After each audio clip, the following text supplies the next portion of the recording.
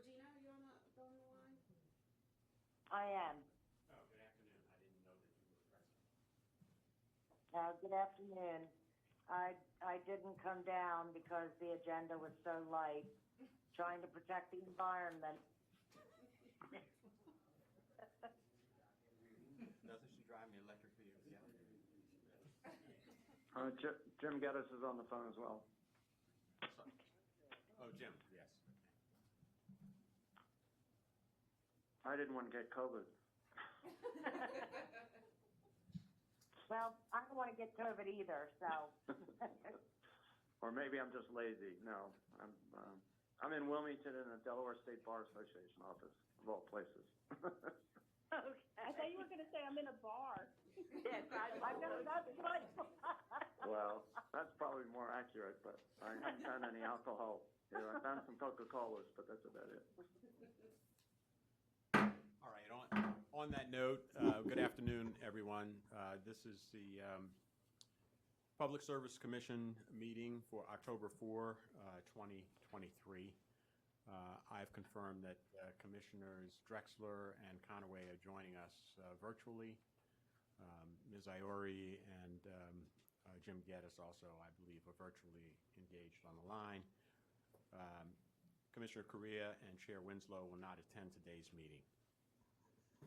And so we're calling the meeting to order now, and the first item on the agenda, reading of the minutes. Do any commissioners have any changes, additions, or comments with respect to the minutes? May I please have a motion? This is Commissioner Drexler. I move that we accept the minutes of the, I don't know the date. September 13, September. 2023. September, say again, please. 13. September 13th meeting as presented. Thank you. I second the motion. Commissioner Conaway. Having been moved and seconded, any discussion? If not, all those in favor? Aye. Okay, and I also vote aye. Next item on the agenda is the consent agenda. Do any commissioners have a need to remove an item from the consent agenda? Hearing none. Acting Chair Gray, I move that we adopt the consent agenda as presented. Commissioner Conaway seconds. Having been moved and seconded to adopt the consent agenda, and seconded, any discussion? Hearing none, all those in favor signify. Commissioner Conaway? Aye. Commissioner Drexler? Aye. And I also vote aye. Consent agenda is adopted. Next item on the regular agenda is in the matter of the application of Delmarva Power and Light Company for approval of modifications to its gas cost rates. I believe Mr. Brian Jordan? Yes, Your Honor. Okay, Delmarva Power. May proceed.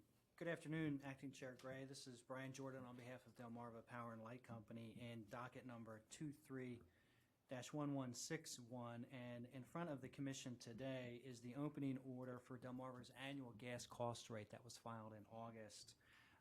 Before addressing the order, I do want to point out how important perspective is, and as the only Delaware barred attorney in the room, it makes me the best attorney in the room to address this. The perspective here is that for the GCR that is in front of the Commission is a significant decrease in rates for the ratepayers. As contained in the order and in the public notice, for an average user of 56 CCF per year, it's a decrease of $16.30 per bill, or 18.1%. We expect it to be an average of $89.91 down to $73.61.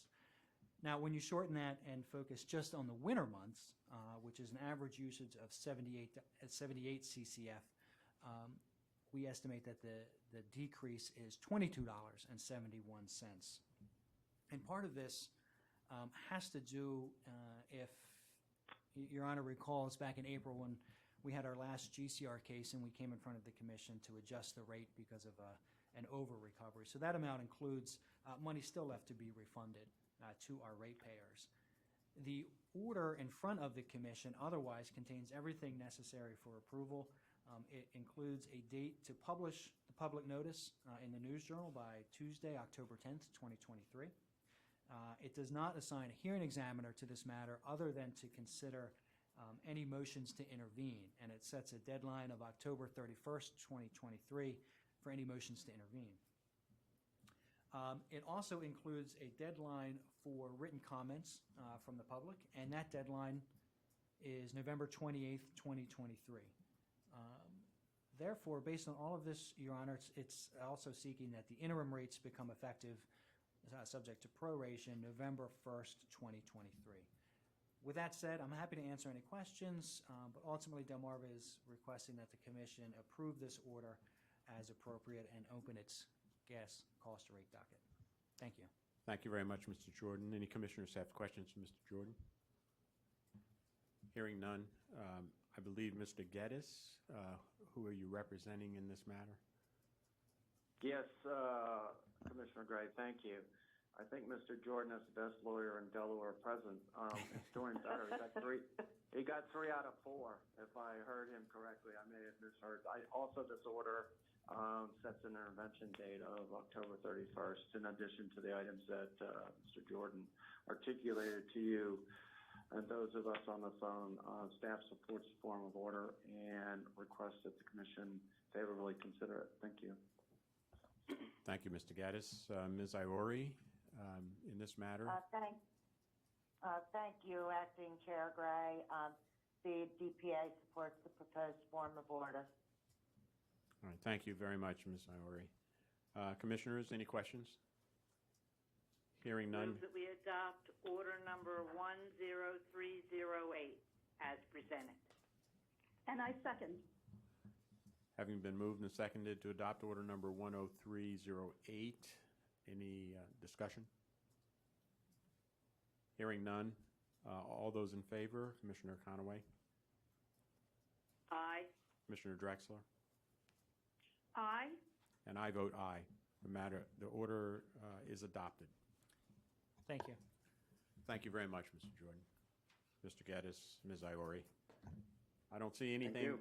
on our hearing schedule. Is there anyone from the public who would like to make public comment at this point in time?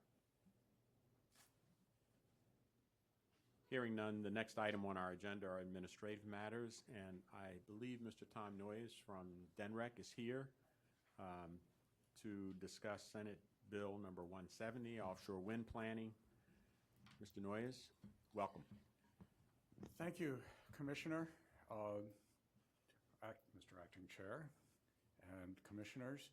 I'm here, first of all, based on conversations I had with Matt Hartigan, and we wish him well.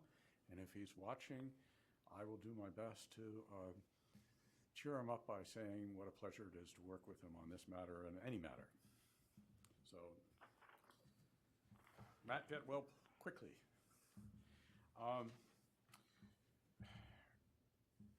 Senate Bill 170, adopted in the last session, gives DENREC some homework to do on offshore wind.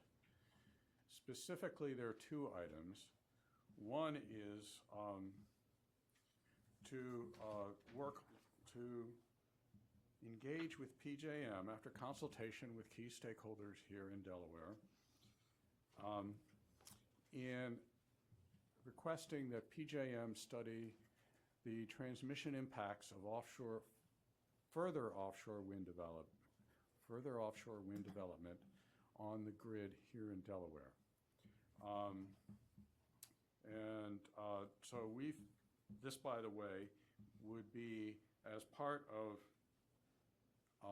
PJM's offshore wind transmission study phase 2. This is phase 1 that was completed 2 years ago. Phase 2 will get into more detail. And so Senate Bill 170 directs that the department, that's DENREC, shall cooperate with PJM in an analysis on the impacts of transmission of offshore wind procurement goals in other states and the potential for procurement by Delaware of electricity from offshore wind, including transmission system upgrade and expansion options that take into consideration both onshore and offshore infrastructure. If I could share our interpretation of that, there are two pieces, key pieces to connecting an offshore wind project to the grid. One is to connect to a substation somewhere, to connect to the grid. That's part of a project. And then from that substation, when you connect new generating facilities to the grid, there are often needs for upgrading the grid on the other side of that substation. That would certainly be the case for any offshore wind project. So, And from that substation, when you connect new generating facilities to the grid, there are often needs for upgrading the grid on the other side of that substation. That would certainly be the case for any offshore wind project. So, from that substation, that new generating. I hope that made all made sense. So, anyway, what that in practical terms means is that we intend to ask PJM to model further offshore wind connecting into Delaware. Now, Maryland projects are connecting into Delaware, and Maryland separately. Excuse me 1 second.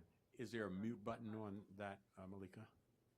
If I mute it, then, it still comes up. It's someone's computer feed that's on the line. Could the folks on the line please make sure that your microphone is muted for whatever device you're using to speak into for this meeting?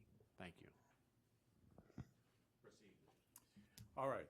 So, as you may know, 2 Maryland projects already underway are planning to connect into Delaware.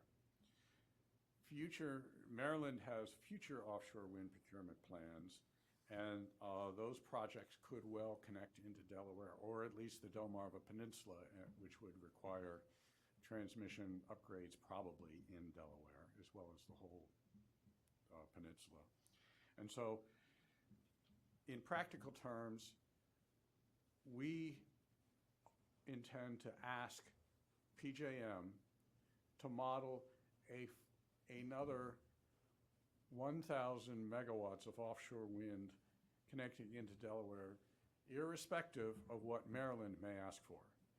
Now, this is not indicative of any commitment or decision on anyone's part to procure offshore wind. This is asking PJM to include that 1,000 megawatts as part of its study, so that we can, hopefully this will be useful to us as we, meaning the larger collective we, everybody in Delaware, considers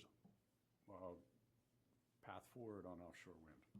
So, in doing that, we are directed to consult with the Public Service Commission, the Public Advocate, and all electric utilities in Delaware prior to engaging with PJM interconnection. We're in the process of doing that, and my addressing you here this afternoon is part of that process. I want to make the point that we don't see this as just checking a box. We talked with everybody and then we send off a letter. That this will likely, as this study unfolds, there will likely be some communication back and forth. Now, based on conversations with Mr. Hartigan, we have begun drafting a letter, and per his and the chairman's request, this letter would, actually backing up, PJM asked that this letter be signed by DENREC and the commission. And so Mr. Hartigan's talked to the chair, and Mr. Winslow is going to sign the letter on the commission's behalf once we've agreed on the content of the letter. And it's not a complicated letter. It's just asking them to do as I just described, to study 1,000 megawatts. So, do any commissioners have any questions on that piece of what we're doing under Senate Bill 170. I would have two questions, Mr. Noyes. One, you mentioned that Maryland projects already are planning to interconnect in Delaware. Yes. Is that a PJM advised decision, or is that a Maryland independent decision based on their project assumptions? As you can imagine, any project of that size, and these are both, together they're about 2 gigawatts, 2,000 megawatts. How you connect that much energy into the grid is very much a PJM question. And the companies have actually filed several queue positions each with PJM. And PJM is studying those queue positions. So it's not an arbitrary thing. And I'm not an engineer, I'm a policy guy and a finance guy. But they could connect into Maryland, and then you'd have to take a right turn and come up into Delaware anyway, because that's where the load is. So that's the layman's rationale for why they're seeking to connect into Delaware. Is that plan for interconnecting in Delaware site-specific already? Is it identified site-wise? Yes, you can actually go to the PJM website and look at their queue positions as to what substations and how they're going to get there. Okay. To answer that question. Also, in the case of U.S. Wind, their construction and operation plan filed with the Bureau of Ocean Energy Management has a map that shows their possible routes to connect onto the land which are in Delaware. Have I seen recent press that indicates either delays or postponement of the scheduled deployments by Maryland?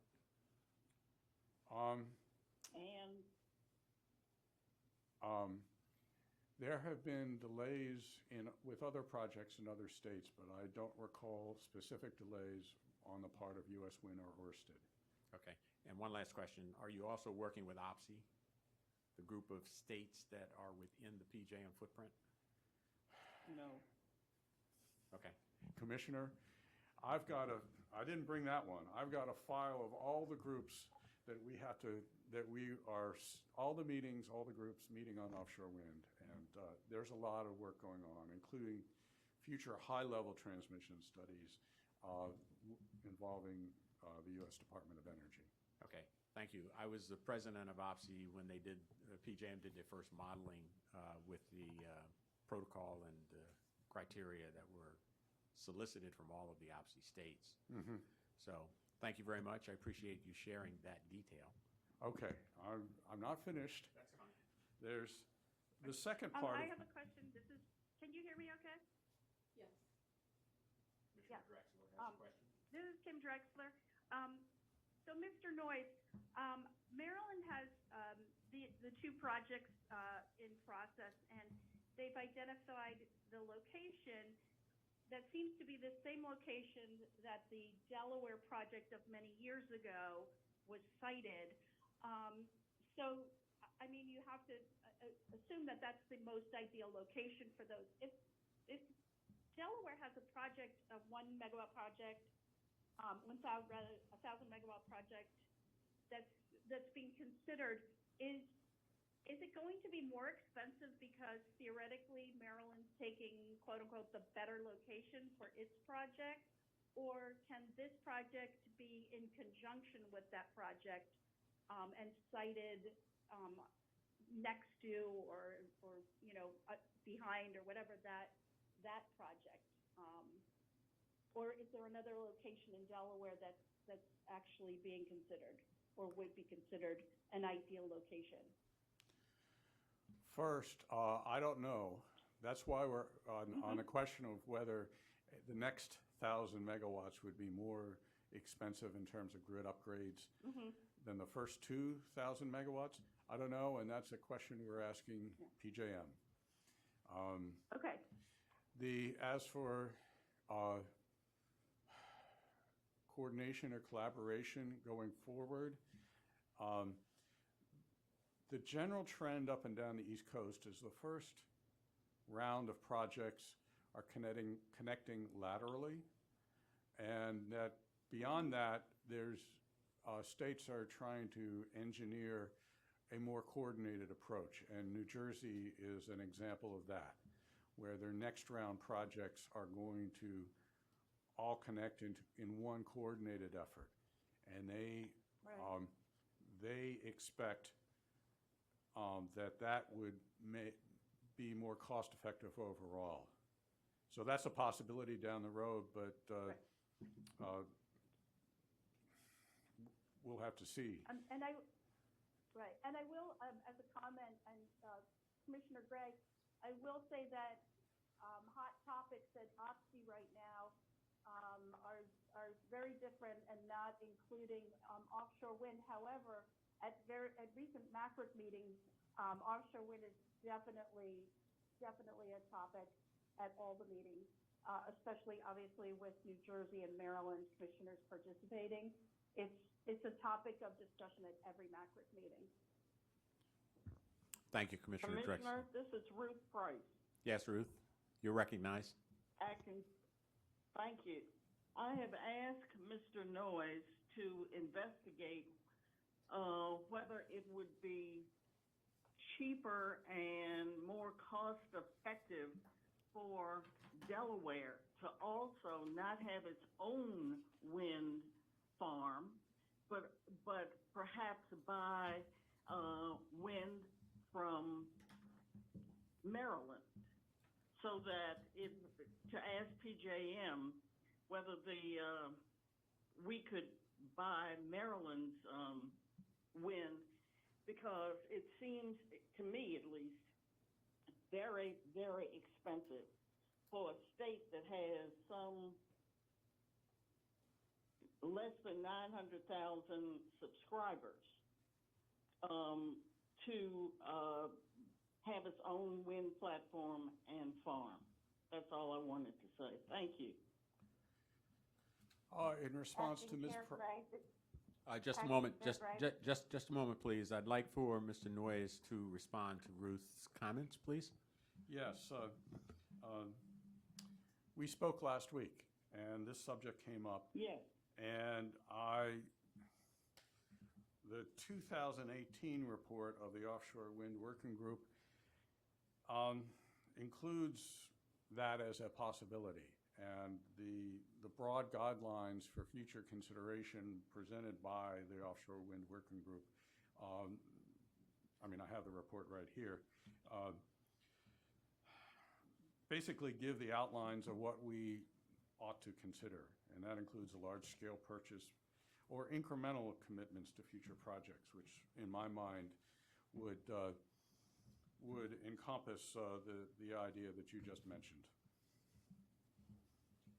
Can I just, for clarity, ask, so once you've got the PJM modeling on the various scenarios, then before recommendation for Delaware is made, you will compare those options of purchase versus deployment? Is that what I hear you saying?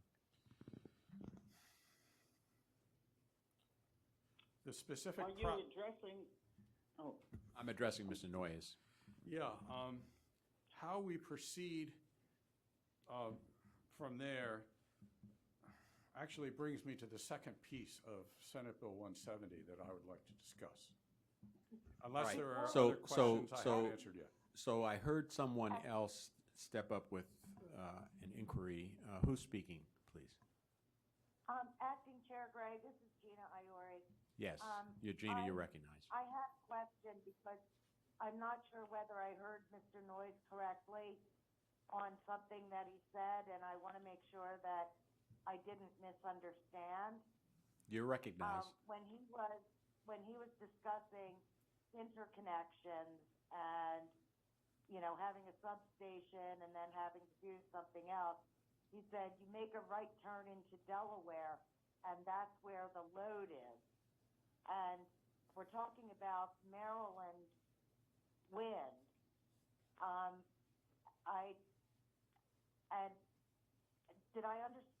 I guess my first question is, did I understand that correctly?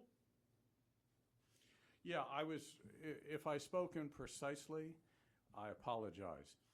But I should probably back up a moment and say, all transmission costs on either side of the substation are the responsibility of the generator applying to connect to the PJM grid.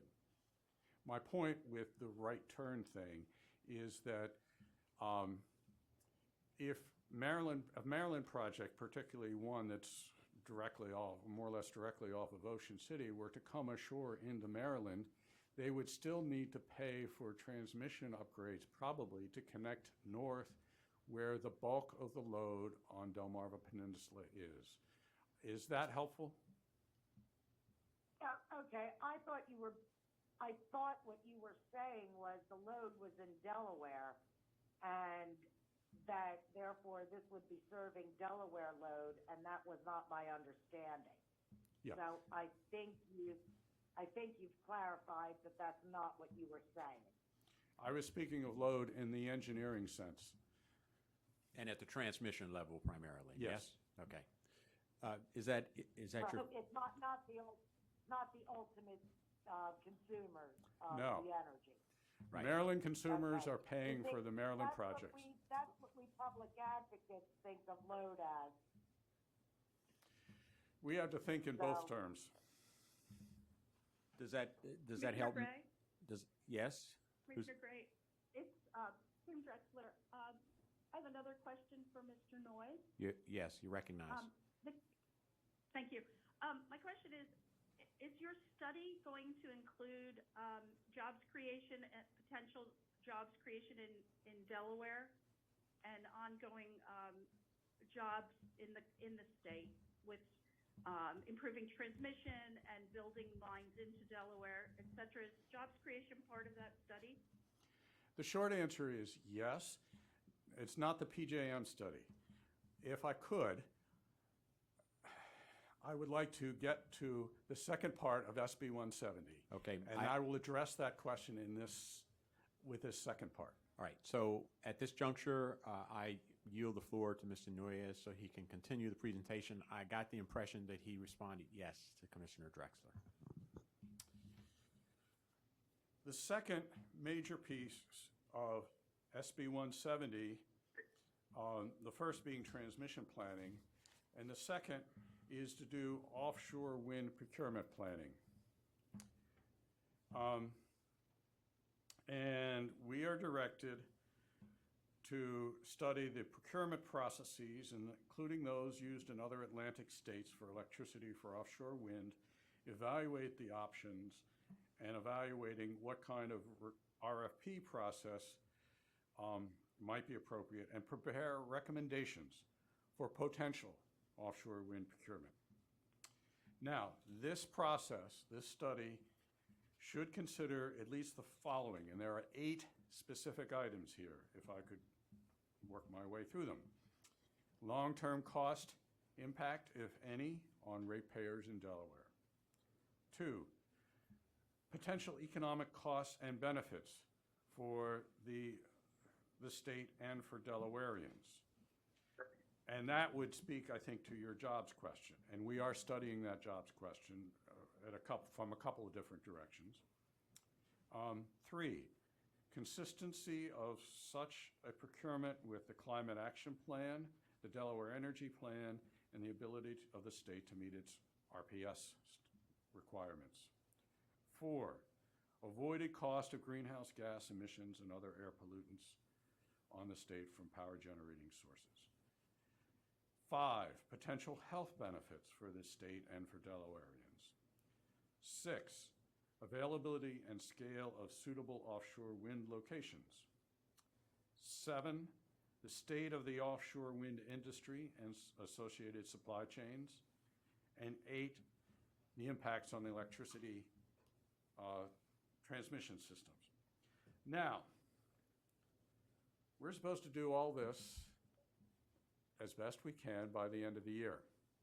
We will not have all the answers we need for all these questions, but we intend to map out what further work will be done and needs to be done and is being done in these areas. Some of these questions we'll have more thorough answers for than others.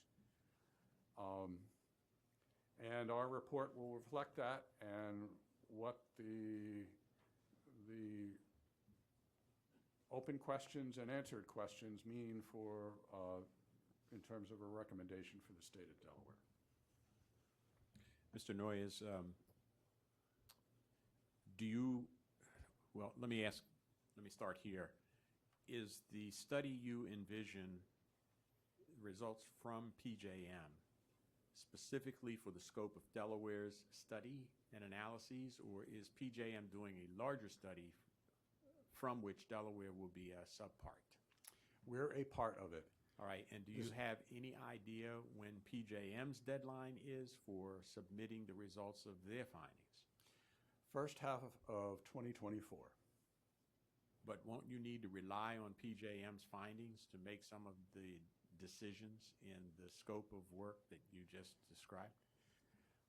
What I imagine, Commissioner, is that we will say, here's more information coming, and as Delaware, in its collective wisdom, makes a determination on what path forward makes sense for Delaware, that here's an important piece that's coming, and there are going to be some other pieces, but obviously the transmission piece is a big one.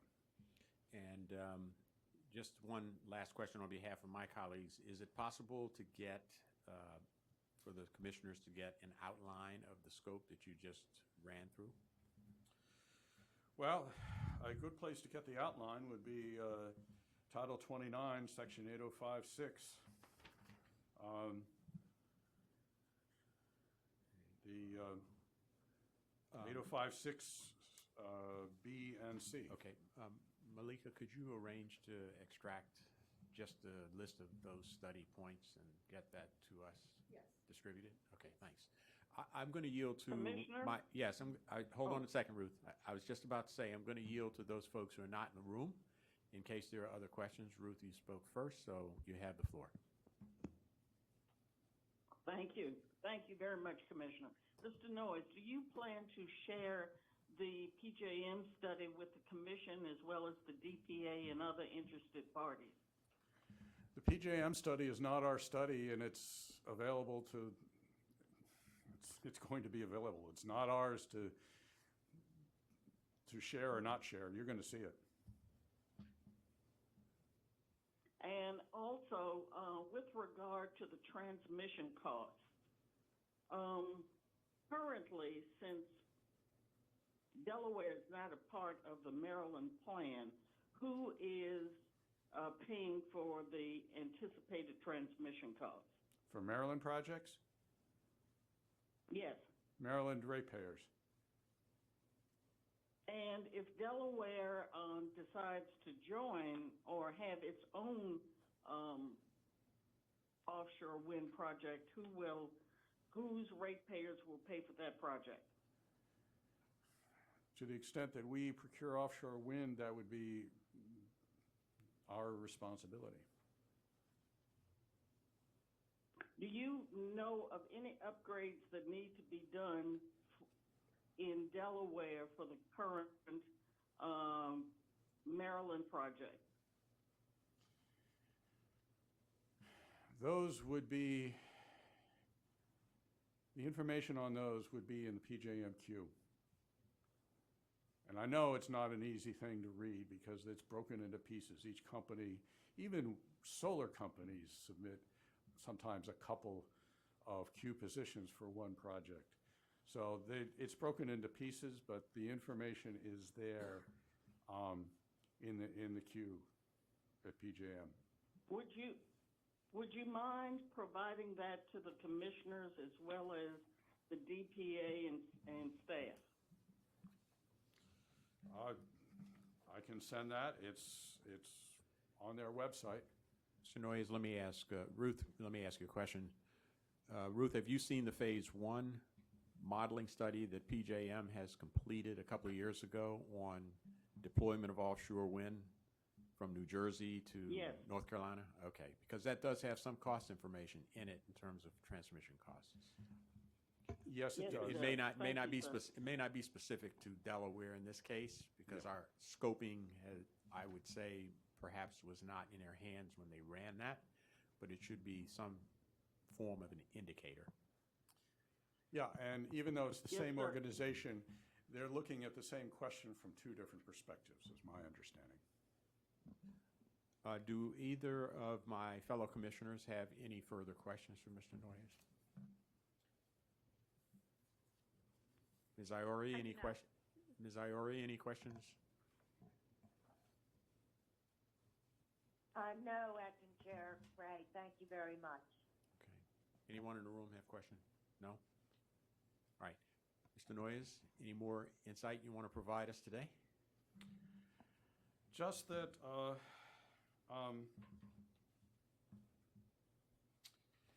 as we proceed, you'll be hearing from us, and this will be an ongoing conversation, let me put it that way.